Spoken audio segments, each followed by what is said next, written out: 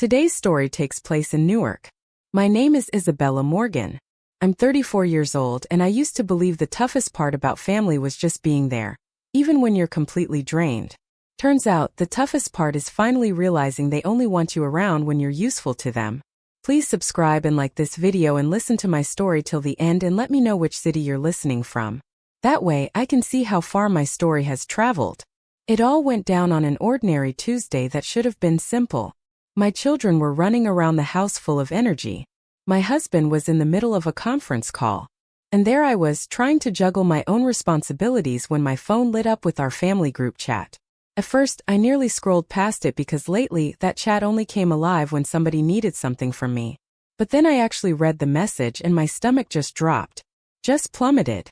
My sister had written, "Don't bother showing up to Mom's birthday dinner tonight. We're tired of dealing with your side of the family." And before I could even wrap my head around those words, my parents responded. No questions asked. No pushback. No nothing. Just a simple thumbs up, like they were confirming a reservation cancellation, not cutting their own daughter out of the celebration. I just stared at that screen waiting for the follow-up message where someone would say they were joking, waiting for even one single person to type, "Hold on, that's not right. She's family." Nothing came. Absolutely nothing. The chat just kept moving forward like I wasn't even a real person to them, like I was some subscription service they were finally happy to cancel. So I typed one single word back. Okay. That was it. No arguing, no begging, no long explanation. Just okay. And here's the wild part, they kept on joking after that. Tossing little comments back and forth, acting like I was sitting somewhere sulking while they still held all the power. They had absolutely no idea what that one word actually meant. Because while they were laughing and carrying on, I was already looking at another screen, one that had all their birthday plans laid out in neat little payments and order confirmations. I didn't go on some rant. I didn't make threats. I simply made one decision that I honestly should have made years ago. 5 minutes later, that same group chat that had just erased me like I was nothing started absolutely blowing up like a fire alarm going off. My mom was the first one to panic. "No, this can't be happening. Please, sweetheart." My sister jumped in right after, suddenly all sweet. "Belle, please don't joke around. This isn't funny at all." Then came my dad, trying to sound all calm and reasonable like he always does when he needs something from me. "Isabella, honey, just calm down. We were only kidding around. You know that. Only kidding." After a thumbs up. After telling me flat out not to come. After treating my husband and my kids like they were some kind of inconvenience they needed to avoid. I looked at those messages popping up one after another, and I felt something I hadn't felt in such a long time. Peace. Real honest peace. Because for the very first time their little joke was about to cost them something real, something they actually cared about. And if you think I just got my feelings hurt and stayed quiet like I always did, oh, you're so wrong. What I clicked next is exactly why my sister completely stopped typing and why my mother started begging in that same chat she just used to humiliate me in front of everyone. So listen closely, because the moment they thought they'd finally put me in my place is the exact moment I pulled the plug and watched their entire perfect night unravel right before their eyes. What happens when a family pushed too far finally pushes back? Stay tuned for part 2 to find out what I canceled that made them panic. I wish I could tell you that text message came completely out of nowhere. But the honest truth is my family had been training me for that exact moment for years and years. Not with love. Not with any kind of support. But with a pattern, a clear pattern I'd been too blind or too tired to see. I was always the one who fixed things. The one who covered all the gaps. The one who never ever made a scene. Because making a scene in my family meant you were being dramatic, and being dramatic was somehow worse than being cruel. Can you believe that? I grew up learning that my needs were completely optional, but everyone else's emergencies were always urgent, always critical. And somewhere along the way, all of that turned into money. Not because I was wealthy or anything, because I definitely wasn't. I was just steady. I worked hard. I kept my credit spotless. And somehow, I became the person everyone called when they wanted life to stay comfortable and easy. Started small like these things always do. Can you spot me for Mom's prescription refill this month? Can you handle the car insurance payment until Dad gets his paycheck sorted out? Can you just put the dinner deposit on your card and we'll absolutely pay you back next week? Next week never came. Not once. But oh, the requests just kept coming and coming. And I kept saying yes because saying no meant drowning in guilt, and guilt was the weapon they all knew exactly how to use against me. The funniest part, and I mean this is almost hilarious if it wasn't so sad, they didn't even say thank you anymore. They'd say things like, "You're so responsible," or "You're just good at handling this stuff." Like my ability to keep our entire family afloat was just some personality trait, not a constant sacrifice I was making. Meanwhile, my sister was the absolute center of gravity in that family. She wasn't evil in some cartoon villain kind of way. She was just entitled in the kind of way that's easy to excuse when parents have been excusing it her entire life. When she wanted something, it magically became a family goal that everyone rallied around. When I wanted something, it became a complication, an inconvenience nobody wanted to deal with. If she needed help, it was called support and encouragement. If I needed help, it was called being needy or difficult. I watched my parents bend over backwards to keep her happy, then look at me like I was just the backup plan they didn't even have to ask about, because they already knew I'd handle it. I'd always handle it. And over time, over all those years, I stopped being their daughter and turned into a solution. A walking, talking solution to their problems. The last year was the clearest example of all of this. I sat down one night, not because I was trying to be petty or keep score, but because I was so tired of feeling like I was drowning while reaching out for people who wouldn't even hand me a towel. I pulled up all my bank statements and I started adding everything up. It wasn't just one big dramatic thing. It was all these quiet little things that stacked and stacked into something so heavy I could barely breathe under the weight. Auto payments coming out every single month without anyone even mentioning them to me. A subscription here, a membership there. I had covered huge chunks of my parents' household expenses more times than I could even count anymore. And I'd been paying for parts of my sister's entire lifestyle because she always had some reason why it couldn't be her responsibility yet. Always some excuse. And then there was tonight's birthday dinner. This dinner wasn't just some casual reservation at a regular restaurant. It was a whole elaborate setup. A private dining room at this really popular Italian place. A custom specialty cake, a full decoration package, and a couple of extra fancy touches my mom had insisted on because she wanted it to feel upscale and impressive. Everyone in that family chat was acting like it was their party, their planning, their big event. But most of it, almost everything, was running through me. My credit card had paid the hefty deposit. My email had all the confirmations sitting right there. My banking app had all the autopay links set up because that's what always happened. They made all the choices and all the decisions and I made all the payments. Every single time. And here's the part that still makes my hands actually shake when I think about it. When they sent that message telling me not to come, they weren't just banning me from some dinner. They were banning me from the one thing they still expected me to provide without any question whatsoever. They wanted the comfort, the fancy restaurant, the beautiful cake, the smiling Instagram photos, the perfect little family moment for everyone to see. But they didn't want me there. Not my voice. Not my children. Not my husband. Not my presence. Just my money. Just my credit card. So when I typed okay, it wasn't me giving up or backing down. It was me finally understanding the exact role they'd assigned to me, and deciding right then and there that I was completely done playing it. Have you ever been the family member everyone counts on but nobody appreciates? Drop a comment below if this is hitting home for you. The moment I set my phone down on the counter, I could feel my heart absolutely pounding in my throat, like it was trying to talk me out of what I already knew deep down I had to do. My husband immediately muted his microphone on his call, looked straight at my face, and didn't even ask what happened first. He just said, "What did they do this time?" I handed him my phone without a word. He read the message, saw that thumbs up from my parents sitting right there, and his whole expression changed in that quiet way people do when they're trying really hard not to completely explode. "They can't be serious," he said, his voice tight. I just shrugged because that's what I'd trained myself to do over all these years. Shrug like it doesn't hurt. Shrug like you didn't just get completely erased in front of your entire family, but inside something snapped clean. Not loud, not dramatic, just final. Like a bone breaking. I walked into the kitchen, opened up my laptop, and pulled up the email folder I kept specifically for family stuff.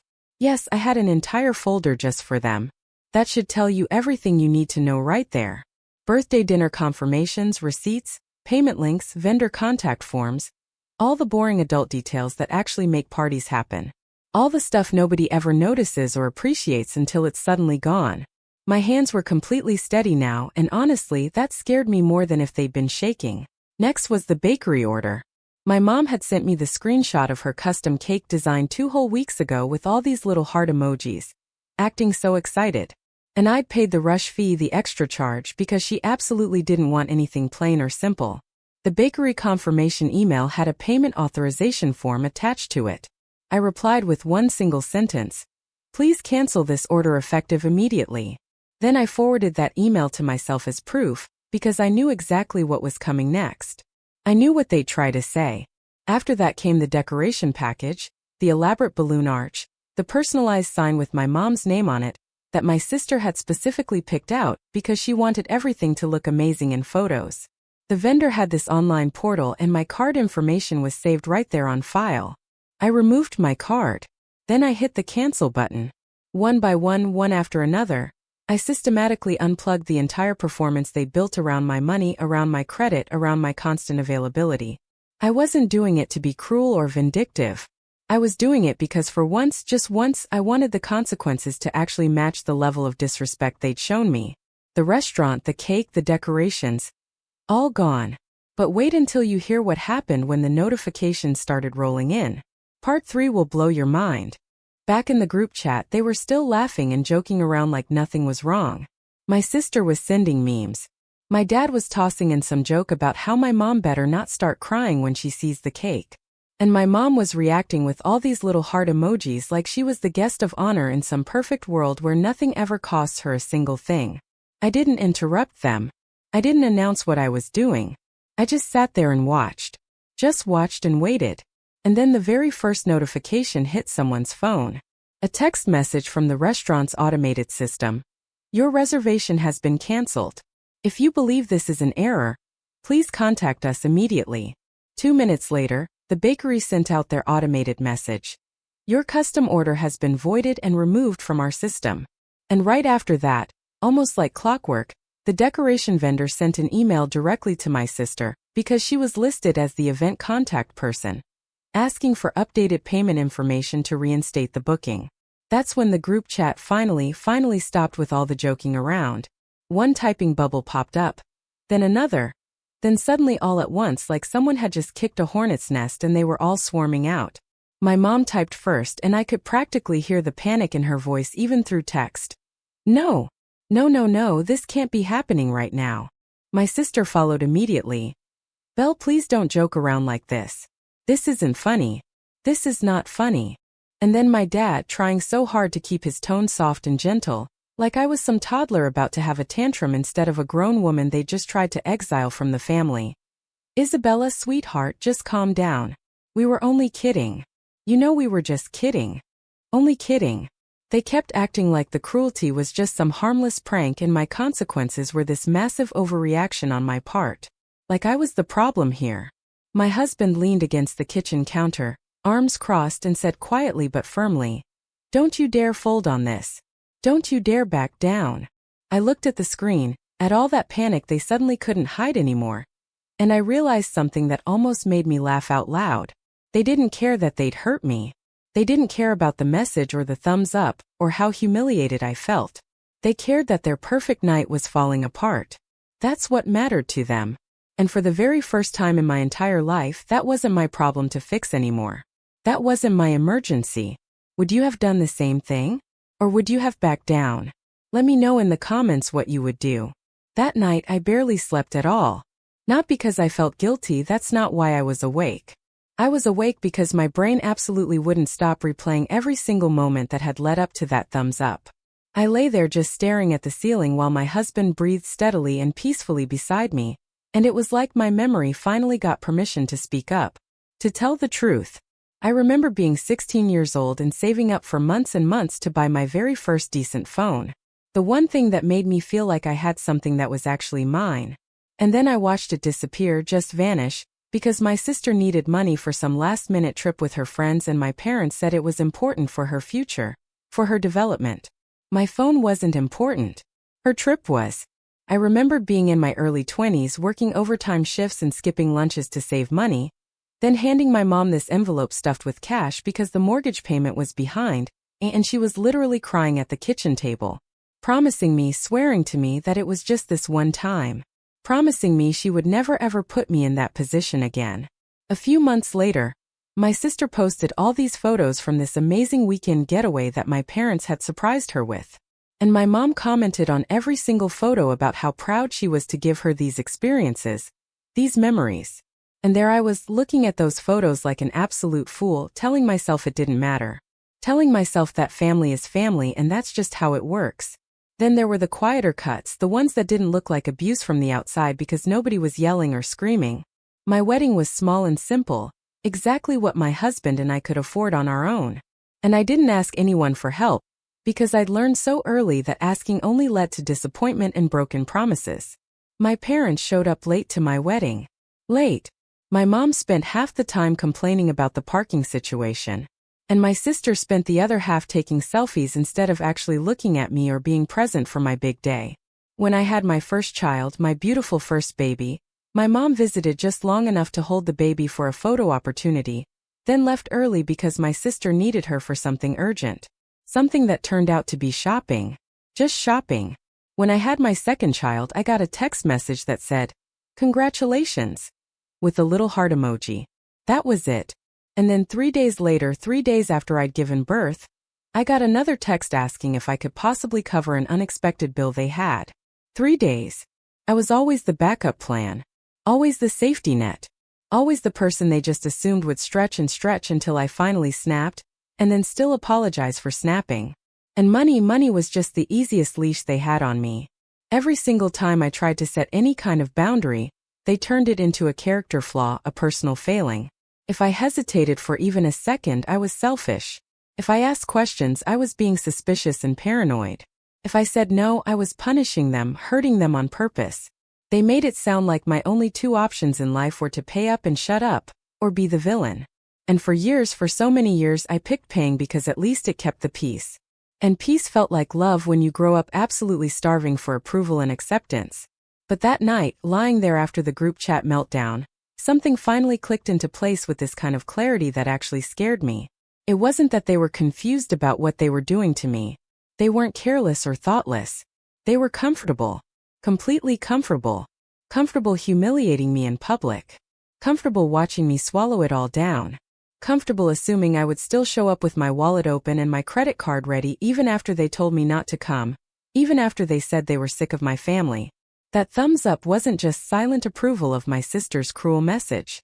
It was silent approval of the entire role they'd assigned to me years ago. Donor. Fixer. Scapegoat. ATM machine.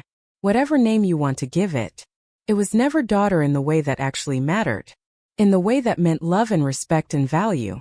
And once I finally admitted that truth to myself, I couldn't unsee it.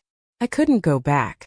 I got out of bed before sunrise, padded quietly into the kitchen, and opened my laptop again. Not to cancel something else just yet, but to look at the truth laid out in black and white. To face it head on. I pulled up bank statements and email receipts going back years. Not because I wanted to punish them or hurt them back, but because I needed to stop letting them rewrite reality every single time they got caught doing something wrong. I made a detailed list of everything I'd paid for in just the last few years alone. And the numbers, oh my God, the numbers looked absolutely unreal when they were all added up together like that. Insurance payments, subscription services, car repairs, gifts for occasions I wasn't even invited to, loans that never came back. Deposits for events I didn't even get to enjoy. Thousands upon thousands of dollars poured into people who treated my presence, my actual presence, like it was a contaminant. Like I was toxic. And sitting there with that list, sipping coffee while my house slowly woke up behind me with my real family, I felt the very last bit of hope drain out of my chest. That hope that if I just loved them harder, if I just gave more, if I just tried better, they would finally love me back the way I deserved. That hope had kept me trapped so much longer than any bill or payment ever did. That hope was the real prison. I didn't want revenge back then, sitting there in my kitchen. I wanted fairness. I wanted basic respect. I wanted someone, just one person in that chat to say, "Wait a minute. That's not okay. That's not right. She's our family. She matters." Instead, I got a thumbs up and a bunch of laughing emojis. What happened when Isabella showed them the receipts? Part 4 reveals the full financial truth that made them go silent. So I stared at my list of payments, really stared at it, and I decided that when they inevitably tried to call what happened just a joke again, I wasn't going to argue about feelings anymore. I wasn't going to defend my emotions or explain why I was hurt. I was going to show them the cold, hard receipts, and I was going to make absolutely sure that this time, they understood exactly what they lost when they decided they were sick of my family. By 7 that morning, my phone had already turned into this blaring siren. Missed calls stacking up. Voicemails. Text messages that started out angry, and then slowly, desperately shifted into panic when I didn't respond right away. I watched them all pile up while I packed school lunches and braided my daughter's hair, just like it was any other normal day. Because for me it finally was just another day. A day where I wasn't responsible for fixing their chaos. My husband kept glancing over at me with that look. You know, the one like he was ready to step in and protect me if I needed it. But I just shook my head. Let them talk, I said calmly. They've been talking over me for years and years. Now they can talk to themselves for a change. The group chat lit up again as soon as my mom realized I wasn't jumping to fix everything like I always did. Isabella, answer me right now. She didn't call me sweetheart then. She didn't call me honey. She called me like I was an employee who'd missed an important deadline. Fix this immediately. You're ruining my birthday. Do you understand that? You're ruining it. My sister chimed in immediately, and of course she went straight for the one button she knew my parents had trained into me over the years. Wow. So you're really going to do this over a stupid joke? Really? This is so petty. Then came my dad, trying his hardest to keep his tone gentle, like he was calming down some aggressive dog that might bite. Isabella, sweetheart, let's all just take a breath here. You know we didn't mean it. We were just teasing you. Just teasing. Teasing. That word hit so different in the bright daylight. Because teasing is what you do when everyone's in on the joke, when everyone's laughing together. This wasn't that. This was them telling me not to come. Telling me my entire family was unwanted and unwelcome. Then expecting me to keep funding their perfect night anyway like nothing happened. I didn't answer any of them. I just kept moving through my morning routine because the more they typed, the more they revealed, the clearer it became. They weren't sorry. Not at all. They were inconvenienced. Big difference. My sister texted me privately next like she was trying a different strategy, a different angle. What did you do? Mom is absolutely freaking out. The restaurant won't give the room back unless someone pays the full amount again. She added a second message literally 2 seconds later. Just call them and fix it. Please. Like the problem was the cancellation itself. Like the problem wasn't the cruelty. Like my job, my role in life was just to clean up after them. Like always. I set my phone face down on the counter and poured myself another cup of coffee. Nice and slow. Then I opened my banking app again. Not in any dramatic handshaking kind of way, but in this calm, steady way that honestly scared even me. Because now I wasn't just thinking about the birthday dinner anymore. The birthday was just the spark. The real fire was everything else. All of it. I went through my automatic payments like I was auditing a complete stranger's account. The very first one I saw was my sister's car insurance.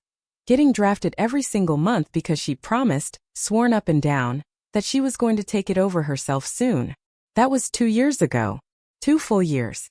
I turned off the autopay right then and there. Then I saw this membership charge that made absolutely no sense in my budget, until I suddenly remembered my dad bragging to someone about his weekend golf times at the club. That one was linked to my card too, sitting there like it belonged. I removed it. Gone. Then there was this online shopping account my sister used like it was some kind of family benefit program. The kind of recurring charge that looks harmless all by itself until you realize it's been quietly bleeding you dry for months and months. I canceled that one too. Click. Done. I didn't stop there either. I kept going. I found the home service subscription my mom had talked me into paying for because it's only a little bit each month, sweetie, and it makes the house so much safer. I ended that with one single click. Each cancellation felt like undoing a knot I hadn't even realized was wrapped around my throat this whole time. And the group chat just kept escalating while I systematically took back my life. My mom started with rage, pure anger, then quickly shifted into bargaining mode. Okay, fine. I'm upset. But we can talk about all of this later. Just reinstate the dinner reservation first. People are coming. People are expecting this. She followed it up with another message. Do you have any idea how embarrassing this is for me? Do you? My sister jumped on that word like it was the real crime here. Exactly. Everyone is going to ask questions about what happened. You're making us all look completely insane. My dad added his voice. We don't air family issues like this, Isabella. You don't punish everyone just because you got your feelings hurt. There it was. Right there. The minimization. The rewriting of history. The same exact pattern they always used when they needed to get me back in line, back under control. I watched those messages pop up one after another, and I realized something important. They were telling on themselves. Not one of them said, "We were wrong." Not a single one asked how I felt or if I was okay. Not one of them mentioned my kids or my husband or the fact that they'd insulted my entire side of the family like we were some disease they needed to avoid. They were all focused on one thing and one thing only: the party, the optics, the inconvenience to them. Have you ever been guilt-tripped for setting a boundary? Share your experience below. My mom's next message came through with an entire row of crying emojis, like that somehow made it softer or more acceptable. Belle, please. Just for me. It's my birthday. My special day. Just fix everything and we'll talk after the party. I promise. And for just a split second, just one tiny moment, the old me felt that reflex kick in. That urge to smooth everything over, to save the day, to be the good daughter so I could earn maybe just a tiny crumb of their approval. Then my husband walked up behind me and rested his hand gently on my shoulder. They didn't beg you to come, he said quietly but firmly. They begged you to pay. That's all this is about. That snapped me right back to reality because he was absolutely right. 100% right. Their crisis wasn't that I wasn't going to be there. Their crisis was that the bill had finally found them. That they actually had to pay for their own choices. So I picked up my phone. Not to apologize. Not to explain myself. Not to make excuses. Just to make one thing perfectly clear. I typed a single sentence into the group chat, and my hands didn't shake at all. You told me not to come. So I'm not paying for a night I'm not welcome at. Simple as that. And then I put the phone down again and let the silence do exactly what it needed to do. Let it sit there. Let it sink in. Within seconds, literal seconds, the chat completely exploded all over again. But this time the messages weren't jokes or memes. This time they were pure fear. Real fear. The fear didn't sound like fear at first, though. It sounded like outrage. My mom fired back immediately. How dare you after everything we've done for you over the years? My sister followed with, You're seriously going to humiliate Mom like this? On her birthday? And my dad, right on schedule like clockwork, tried to drag me back into that old familiar script.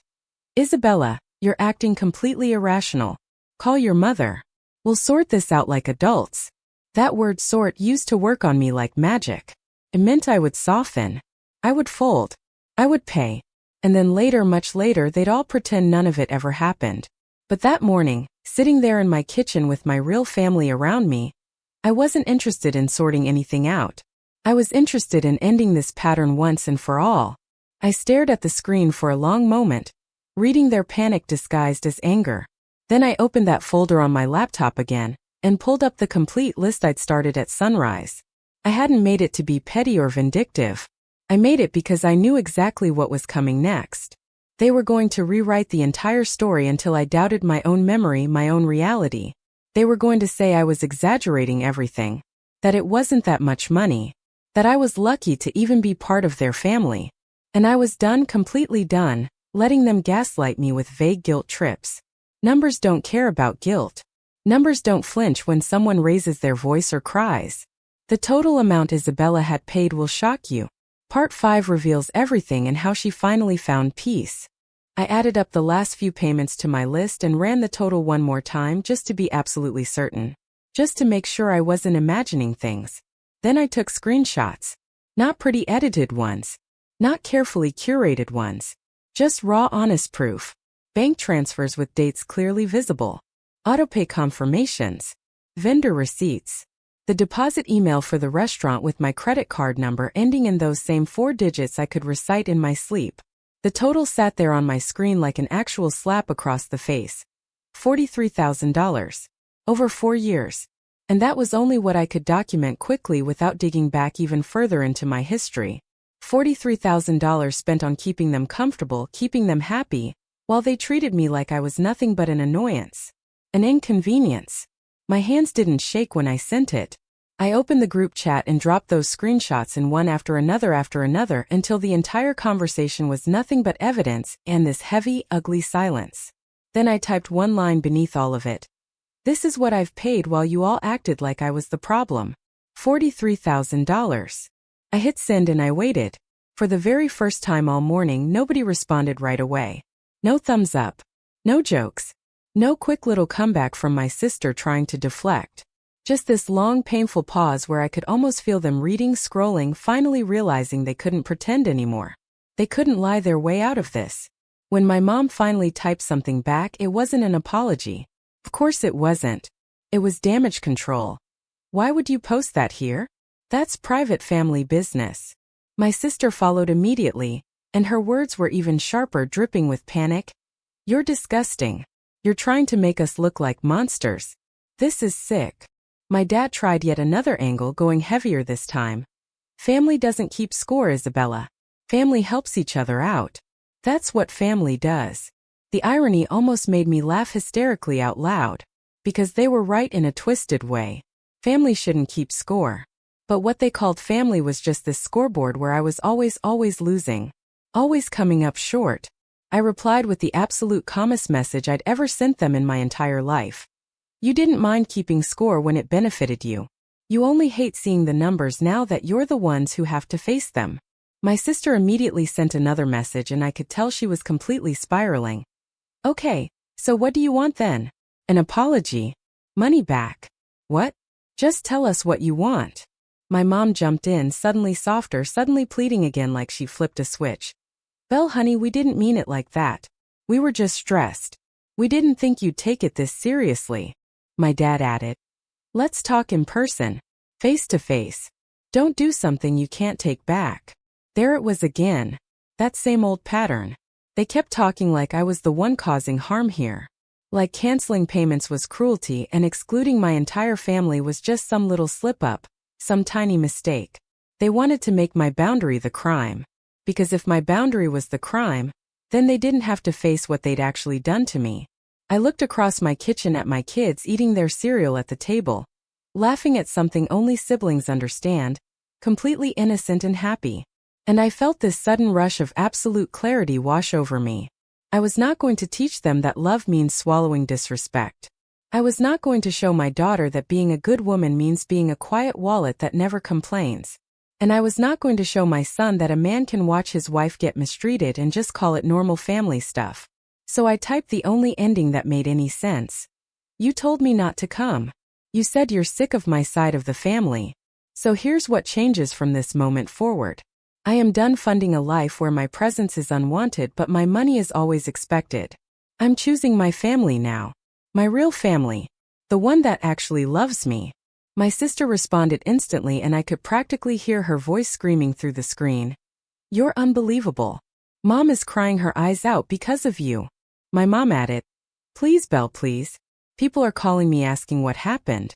I don't know what to tell them. My dad tried to sound firm like he still had some authority over me. Don't turn your back on family. You'll regret this. And that was the exact moment I knew it would never click for them. Never. Unless I made it absolutely final.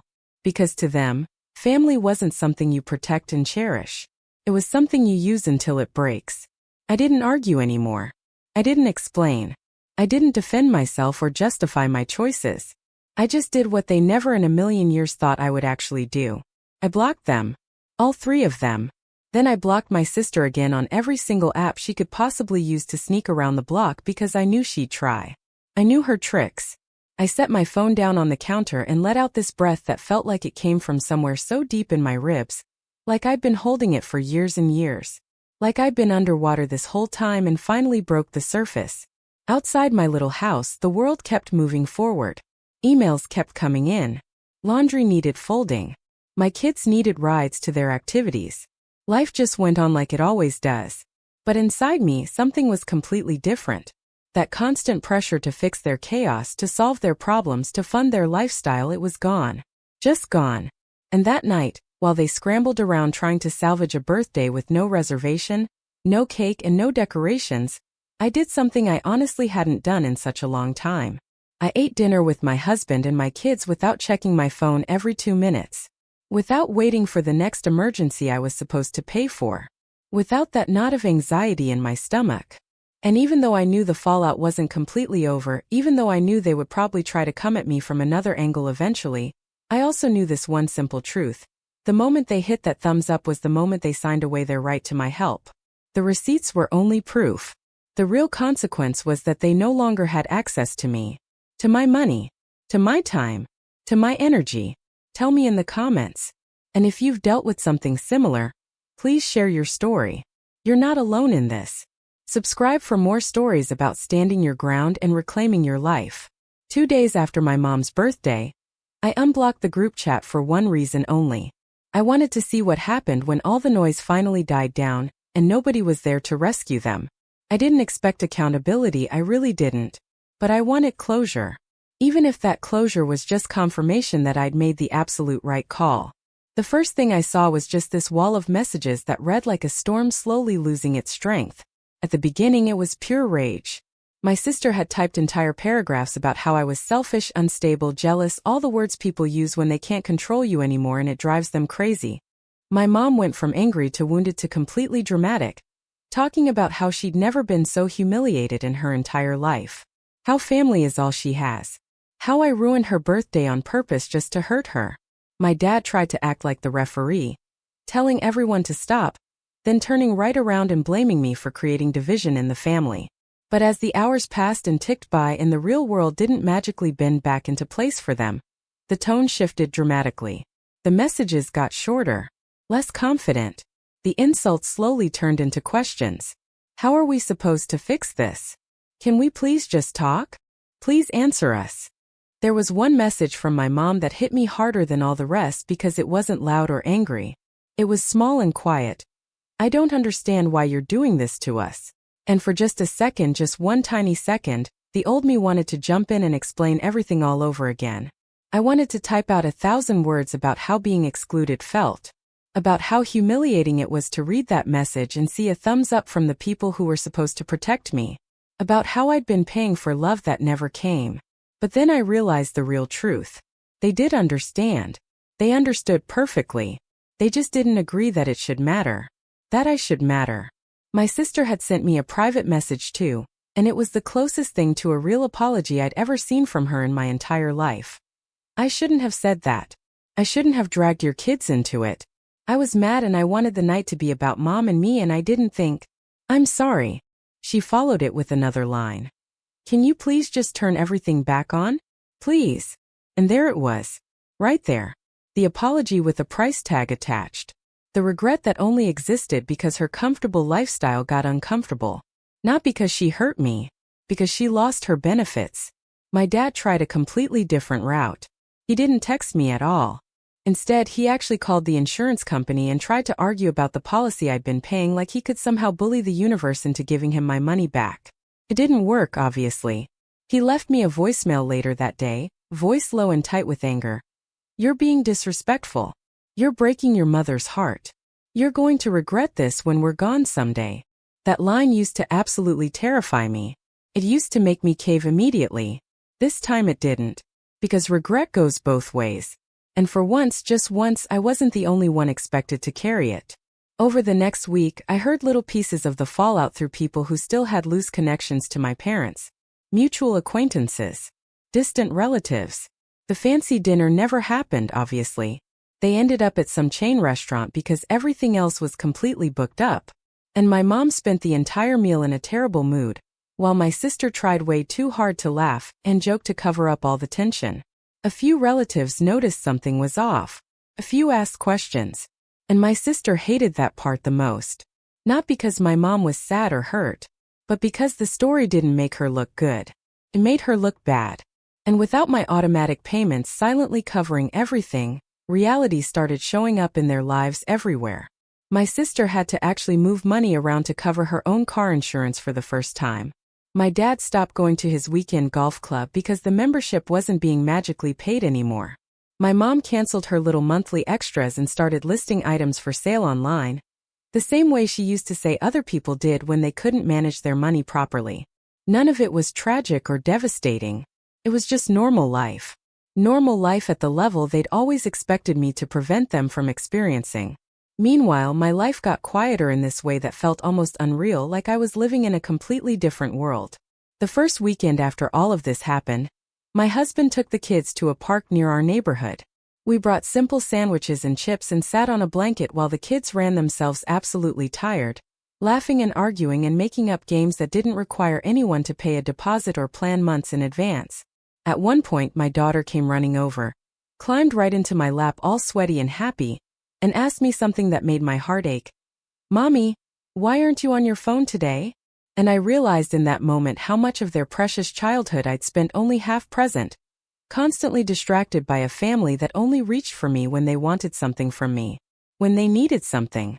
I kissed her forehead and said softly, "Because I'm right here with you, baby. Right here." That was the moment it stopped feeling like revenge and started feeling like freedom.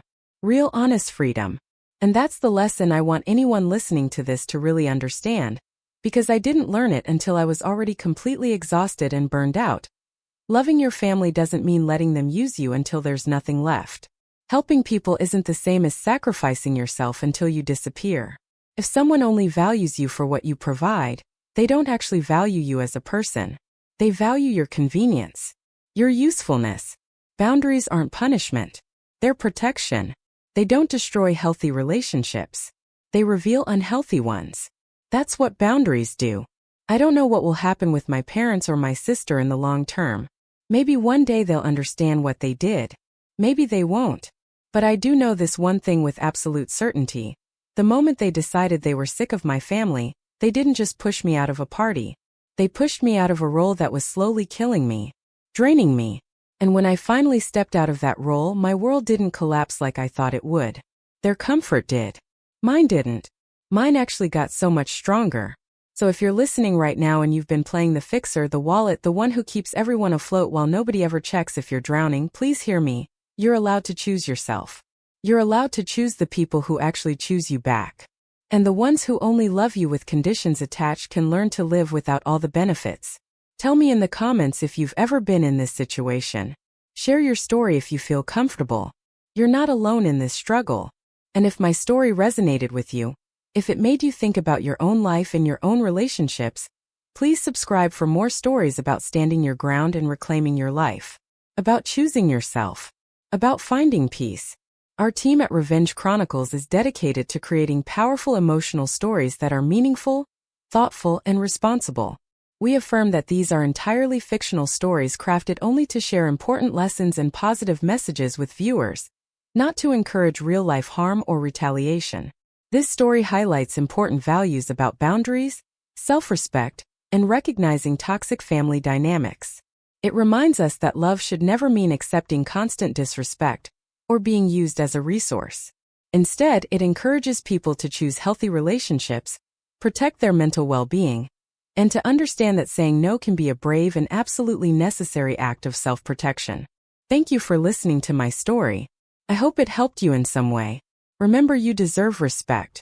You deserve real love. And you deserve a family that values you for who you are, not what you can give them.